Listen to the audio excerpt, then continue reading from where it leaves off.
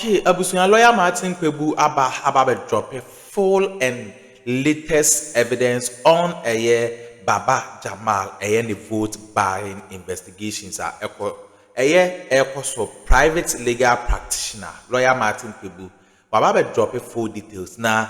Ninsema or to the FA OSP and Baba Jamal investigation the corrupt act the illegal corruption a course during NDC primaries a committee at the final report in a babon. Lawyer Martin Kpebu about dropping hot details Baba Jamal Mommy corner young conquity and some lawyer Martin Kpebu at the Tuja unsubscribe subscribe like and hit it on the notification bell so that any updates be ever dropping on one so on sa ebisumi akabi Ghana Politics Avenue. So and don't forget to click on the notification bell so that any updates be ever dropping on one so on sa ebisumi akabi.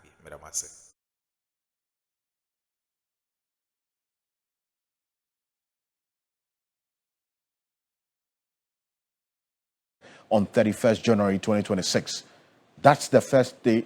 The first time we got to know that they're investigating this is when they put out this statement over the weekend. And then the second one, the 7th February 2026, also they said they commenced real-time investigation in respect of the National Democratic Congress parliamentary primary at the Ayawaso East constituency.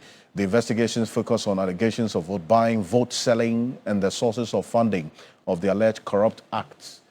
During the conduct of the parliamentary primary at the Ayawaso East constituency, 7 February, one of the candidates, Mohammed Baba Jamal, according to the OSP, allegedly abetted thugs to fiscally attack an officer of the OSP who was serving an investigative directive on him, that's Baba Jamal, in relation to vote buying and vote selling. Consequently, the OSP has opened further investigation into the assault of an authorized officer of the OSP in the performance of his functions in relation to Mohammed Baba Jamal. The OSP reminds the public that the law prohibits corrupt acts in relation to public elections. It is a serious offense to engage in vote buying, vote selling, intimidation, threats of violence, and acts of violence in relation to elections. And this is where I bring in private legal practitioner Martin Kpebu. Counsel, good evening. Thank you for joining us. And you see what the OSP has put out there right now, taking into consideration what the NDC itself put out in this statement earlier. I referenced acknowledging what had gone wrong and why they are even investigating this internally with their own efforts, setting up the committee. How do you expect things to play out, especially with the OSP setting into this matter? Number one, for OSP, I'm not sure where this is taking them because we saw Professor Nyaku on camera giving money, okay, at the voting center, blah, blah, blah. OSP came out several times. Oh, yes, the case is almost ready for court, or even the case will be presented to court soon. Today, as we speak right now, I'm not aware that that case has been presented to court. So for Professor Nyaku's case, which is about at least 2 years now, because this government, this new NDC administration has been in government for over a year now. And if you look at Nyaku, yes, for at least 2 years now. SP hasn't taken that case to court. So when they said they are interested in this particular one, I was like, oh, for the where? For the where? Like we say locally. So that's it. But the NDC promised to go into the bottom of this matter is very commendable. I think it's in sync with the reset agenda by the president, because for NDC itself to come out, I mean, the majority caucus, we must applaud them. That's leadership. Mama Yaga and his cohorts, that they came out to say no, their results be annulled. And that's commendable. And I'm hoping that all the persons involved, all of them, would be banned. Yeah, so that we'll have a fresh set of candidates. Because, well, even though we are yet to see the committee report, etc., but so far from the videos circulating, you can see that it was this giving, attempting to bribe voters, etc., was widespread. It wasn't only Baba Jamal. I mean, to be fair, he wasn't the only one involved in it. So, I mean, I hope that all of them will get banned so that we would get a fresh set of candidates. But it's very exciting, extremely exciting to see that the MDC wants to set a good example for other parties to follow. That's commendable. Mr. Okansi, now let's come back. There's this other technical point we haven't answered yet.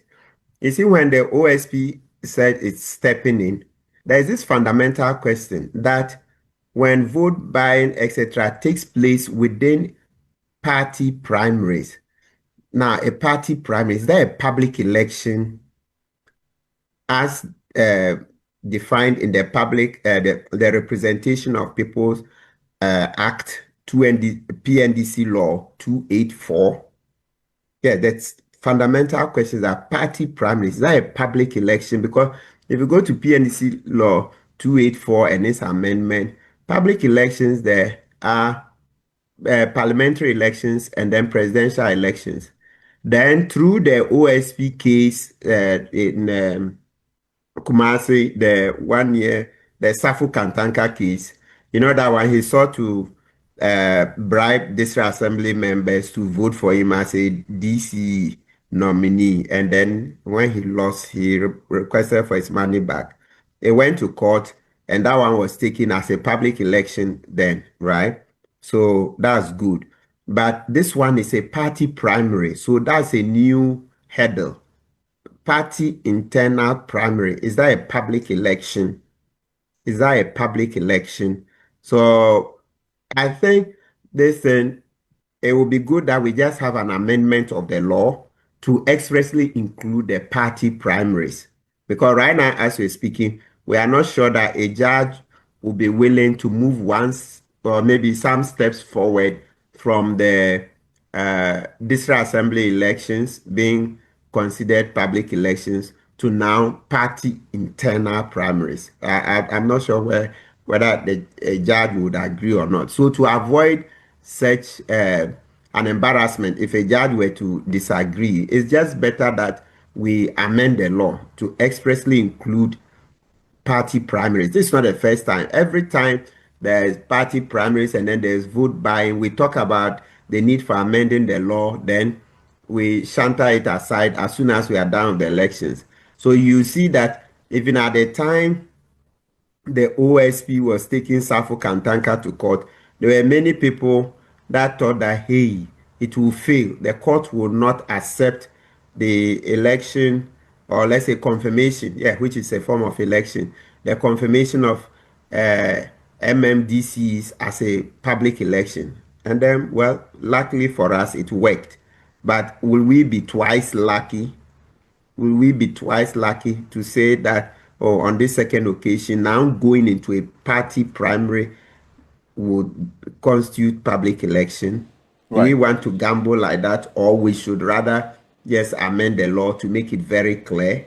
And at that point, they talk about the amendment of the law. And you're right, Counsel, because you reference previous instances where the OSP expressed interest in some cases of vote buying, vote selling. We haven't seen the end of it yet.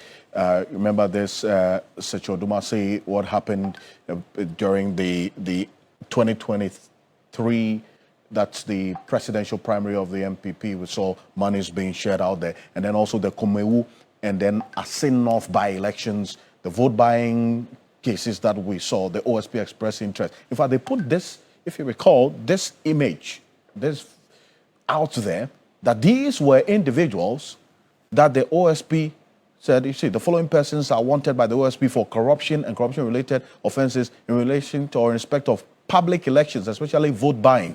This was almost 4 years ago.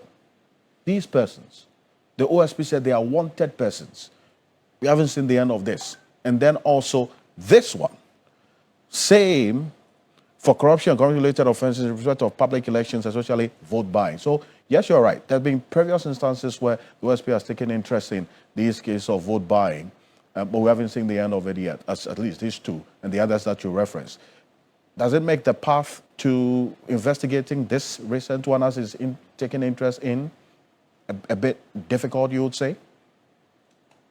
Not at all. Not at all, because like you said, from 2023, that election, there was a promise to investigate. We've not gone to court with it. It's still hanging.